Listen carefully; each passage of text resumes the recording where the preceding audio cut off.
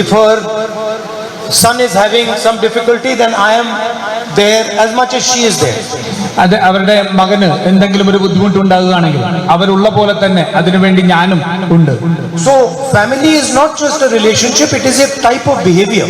അതുകൊണ്ട് കുടുംബം എന്ന് പറയുന്നത് ഏതെങ്കിലും ഒരു ബന്ധം മാത്രമല്ല, നമ്മൾ എങ്ങനെ പെരുമാറുന്നു എന്നുള്ളത് കൂടിയാണ്. So when I say she is my family, I am saying that she is going to behave in a particular way with me. അതുകൊണ്ട് ഞാൻ അവരെന്റെ കുടുംബാംഗമാണെന്ന് പറയുമ്പോൾ ഞാൻ പറയുന്നത് അവരെന്നോട് പെരുമാറുന്നത് ഒരു പ്രത്യേകമായ ഒരു രീതിയിലാണ് എന്നുള്ളതാണ്. And I am going to behave in a particular way with her. അതേപോലെ തന്നെ പ്രത്യേകമായ ഒരു രീതിയിലാണ് ഞാൻ അവരോട് പെരുമാറുന്നത്. When she needs me, I will be there. When I need her, she will be there. എനിക്ക് എന്തെങ്കിലും ആവശ്യമുള്ളപ്പോൾ അവർ എനിക്ക് വേണ്ടി ഉണ്ടാകും, അവർക്ക് എന്തെങ്കിലും ആവശ്യമുള്ളപ്പോൾ ഞാൻ അവർക്ക് വേണ്ടിയും ഉണ്ടാകും. So why am I saying this to you? Because when I was being attacked, brutally attacked, the people of Wayanad protected me. ഞാൻ എന്തുകൊണ്ടാണ് നിങ്ങളോടത് പറയുന്നത് എന്ന് വെച്ചാൽ, എന്നെ ആക്രമിക്കപ്പെട്ടപ്പോൾ, ഞാൻ ഏറ്റവും ക്രൂരമായി ആക്രമിക്കപ്പെട്ടപ്പോൾ എന്റെ ഒപ്പം നിന്നത് വയനാടിലെ ജനങ്ങളാണ്. And that is what a family member does. അതാണ് ഒരു കുടുംബാംഗം ചെയ്യുന്നത്. So you treated me in exactly the same way my sister or my mother would treat me. അതുകൊണ്ട് നിങ്ങൾ എന്നോട് സ്നേഹിച്ചത്, എന്നോട് പെരുമാറിയത് എന്റെ സഹോദരിയും എന്റെ അമ്മയുമൊക്കെ ചെയ്യുന്ന അതേ നിലയിലാണ്. And by your behavior you created a bond with me. അതുകൊണ്ട് നിങ്ങൾ എന്നോട് പെരുമാറിയത് കൊണ്ട്, എങ്ങനെയാണോ പെരുമാറിയത് അതുകൊണ്ട് നമ്മൾ തമ്മിലുള്ള ഒരു ബന്ധം ഉണ്ടായി. So I have no choice but to treat you as family members. അതുകൊണ്ട് എനിക്ക് മറ്റു മാർഗമില്ല, ഞാൻ നിങ്ങളെ ഒരു കുടുംബാംഗം പോലെ നിങ്ങളെ പരിഗണിക്കുക മാത്രമേ എനിക്ക് മാർഗമുള്ളൂ. Because you could have very well said to me that no, we are not going to protect this land. അതുകൊണ്ട് നിങ്ങൾക്ക് വേണമെങ്കിൽ എന്നോട് പറയാമായിരുന്നു, ഇല്ല ഞാൻ നിങ്ങളെ സംരക്ഷിക്കുന്നില്ല എന്ന് നിങ്ങൾക്ക് എന്നോട് വേണമെങ്കിൽ പറയാമായിരുന്നു. But you didn't. You said this man is being unfairly treated and we are going to protect him. പക്ഷെ നിങ്ങൾ പറഞ്ഞത് ഇല്ല, ഈ മനുഷ്യനെ അന്യായമായി പീഡിപ്പിക്കപ്പെടുന്നു, അന്യായമായി ആക്രമിക്കപ്പെടുന്നു, അതുകൊണ്ട് ഞങ്ങൾ നിങ്ങളോടൊപ്പം നിൽക്കുന്നു എന്നുള്ളതാണ് നിങ്ങൾ പറഞ്ഞത്. And when you recognize family, you recognize them in difficult times and bad times. അതുകൊണ്ട് നിങ്ങൾ ഒരു കുടുംബത്തെ നിങ്ങൾ മനസ്സിലാക്കുന്നത് നിങ്ങൾ അവരുടെ ഏറ്റവും കഷ്ടതയുള്ള സമയത്ത്, ഏറ്റവും ബുദ്ധിമുട്ടുള്ള സമയത്ത് അവരോടൊപ്പം നിൽക്കുന്നത് കൊണ്ടാണ്. So this is something that I will never forget my whole life. അതുകൊണ്ട് ഞാൻ എന്റെ ജീവിതത്തിൽ ഒരിക്കലും മറക്കാൻ കഴിയാത്ത ഒന്നാണ് ഈ ബന്ധം.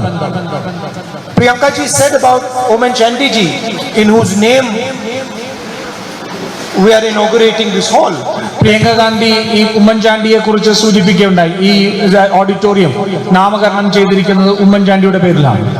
That he was a humble person. പറഞ്ഞത് അദ്ദേഹം വളരെ വിനയാന്വിതനായ ഒരു മനുഷ്യനാണ് എന്നുള്ളതാണ്. Chief Minister of Kerala was a humble person. കേരളത്തിന്റെ മുഖ്യമന്ത്രി വിനയാന്വിതനായ ഒരു മനുഷ്യനായിരുന്നു എന്നുള്ളതാണ് പറഞ്ഞത്. And you might meet other leaders from all levels who get a little bit of power and they become arrogant. നിങ്ങൾ പല നേതാക്കന്മാരെ നിങ്ങൾ കണ്ടിട്ടുണ്ട്, അവർക്ക് ഏതെങ്കിലും ചെറിയ ഒരു അധികാര സ്ഥാനം കിട്ടിയാൽ തന്നെ വലിയതായ അഹങ്കാരത്തോടുകൂടി പെരുമാറുന്ന, അധികാരത്തോടുകൂടി പെരുമാറുന്ന നേതാക്കന്മാരെ നിങ്ങൾ കണ്ടിട്ടുണ്ടാവും.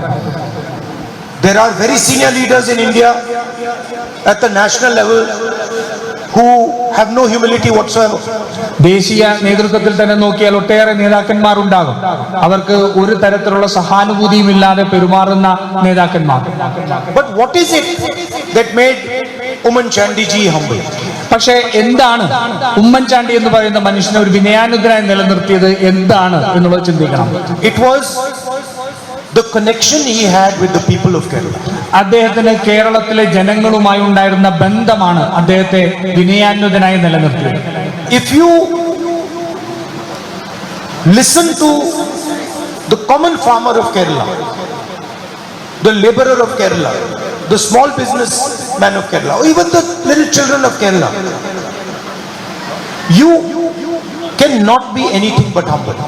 നിങ്ങൾ ഇവിടുത്തെ ഈ സാധാരണക്കാരായ മനുഷ്യരോട്, അവരുടെ ചെറിയ സാധാരണക്കാരായ കർഷകരോട്, ചെറുകിട വ്യാപാരികളോട്, അത്തരത്തിലുള്ള മനുഷ്യരോട്, കുട്ടികളോട് പോലും നിങ്ങൾ അവരെ മനസ്സിലാക്കാൻ കഴിഞ്ഞാൽ നിങ്ങൾക്ക് ഒരിക്കലും പിന്നെ വിനയാന്വിതനായ അല്ലാതെ പെരുമാറാൻ സാധിക്കില്ല. But to listen to them you need space for where the conversation happens. പക്ഷെ അവരോട് നിങ്ങൾ ശ്രദ്ധിക്കണമെങ്കിൽ, അവരെ നിങ്ങൾ കേൾക്കണമെങ്കിൽ അതിനുള്ള ഇടങ്ങൾ ഉണ്ടാവും. അവരെ ചേർത്ത് നിർത്താൻ കഴിയുന്ന, അവരോട് സംവദിക്കാൻ കഴിയുന്ന ഇടങ്ങൾ ഉണ്ടാവണം. Today, democratic spaces are being shut across the country. ഇന്ന് രാജ്യത്ത് മുഴുവൻ ജനാധിപത്യപരമായിട്ടുള്ള എല്ലാ ഇടങ്ങളും അടച്ചു വെക്കപ്പെട്ടിരിക്കുകയാണ്. And I am really happy that we are inaugurating a democratic space over here. അതുകൊണ്ട് എനിക്ക് വലിയ സന്തോഷമുണ്ട്. നമ്മൾ ഇന്ന് ഇവിടെ ഉദ്ഘാടനം ചെയ്യുന്ന തുടങ്ങുന്നത് ഒരു ജനാധിപത്യ ഇടം നമ്മൾ തുറന്നു കൊടുക്കുകയാണ്. Where people can come, they can discuss their issues, they can discuss what they disagree upon and protect the democratic foundation and the constitution of our country. ജനങ്ങൾക്ക് ഇവിടെ കടന്നു വരാനും അവരുടെ വിശ്വാസങ്ങൾ പറയാനും അവരുടെ വിമർശനങ്ങൾ പറയാനും അതുപോലെ ആ ജനാധിപത്യ സ്വഭാവം സംരക്ഷിക്കുന്നതിന് വേണ്ടിയുള്ള ഇടമായി ഇത് മാറുകയാണ്. I've seen now Kerala quite closely. I've seen Kerala quite closely. ഞാൻ ഇപ്പോൾ കേരളത്തെ വളരെ അടുത്ത് നിന്ന് ഞാൻ കണ്ടിട്ടുണ്ട്. I used to, before I became MP, I used to come to Kerala, but I didn't go into detail. ഞാനൊരു എം പി ആവുന്നതിന് മുമ്പ് ഞാൻ കേരളത്തിൽ വന്നിട്ടുണ്ട്. പക്ഷേ ഈ സംസ്ഥാനത്തിന്റെ പ്രവർത്തനത്തെ സംബന്ധിച്ച് ആഴത്തിലേക്ക് ഞാൻ ഒരിക്കലും പോയിട്ടുണ്ടായിരുന്നില്ല. And now I know, or I understand better, how important the panchayat is for the democratic process. ഞാനിപ്പോൾ ജനാധിപത്യത്തിന്റെ പ്രക്രിയയിൽ പഞ്ചായത്തുകൾക്ക് എത്രമാത്രം പ്രാധാന്യമുള്ളത് എന്ന് ഞാൻ മനസ്സിലാക്കിയിട്ടുണ്ട്. The foundation of politics in Kerala is built in these halls. കേരളത്തിലെ രാഷ്ട്രീയത്തിന്റെ അടിത്തറ ഉണ്ടാക്കിയിരിക്കുന്നത്, കെട്ടിപ്പൊക്കിയിരിക്കുന്നത് ഇതിന്റെ പഞ്ചായത്തുകളിലാണ്. And it is something that Kerala can teach to the rest of the country. ഇത് രാജ്യത്തെ മറ്റ് ഭാഗങ്ങളിൽ, മറ്റ് സംസ്ഥാനങ്ങളിൽ കേരളത്തിന് പഠിപ്പിക്കാൻ കഴിയുന്ന ഒന്നാണ്. So I see Kerala as a very, very strong democratic model for the country. അതുകൊണ്ട് ഞാൻ കേരളത്തെ എപ്പോഴും വളരെ വലിയ ഒരു ജനാധിപത്യത്തിന്റെ ഒരു മോഡലായി ആണ് ഞാൻ എപ്പോഴും കേരളത്തെ കാണുന്നത്. I once again like to thank everybody who has come to this function. ഞാൻ ഒരിക്കൽ കൂടി ഇന്ന് ഈ വേദിയിലേക്ക് എത്തിയിട്ടുള്ള എല്ലാവരെയും നന്ദിയോടെ സ്മരിക്കാൻ ഞാൻ ആഗ്രഹിക്കുന്നു. Thank you for coming, but also thank you for protecting the democratic functioning of our country. ഇവിടെ വരുന്നതിന് മാത്രമല്ല, ഈ രാജ്യത്തിന്റെ ജനാധിപത്യത്തിന്റെ പ്രക്രിയയെ സംരക്ഷിക്കുന്നതിന് വേണ്ടി നിങ്ങൾ ശ്രമിക്കുന്നതിനും കൂടി ഞാൻ നന്ദി രേഖപ്പെടുത്തുന്നു. And for keeping the big leaders humble. ഈ രാജ്യത്തെ ഈ സംസ്ഥാനത്തെ വലിയ നേതാക്കന്മാരെ വിനയാനിതരായി നിലനിർത്തുന്നതിന് കൂടി ഞാൻ നന്ദി രേഖപ്പെടുത്തുകയാണ്. Thank you very much. നന്ദി.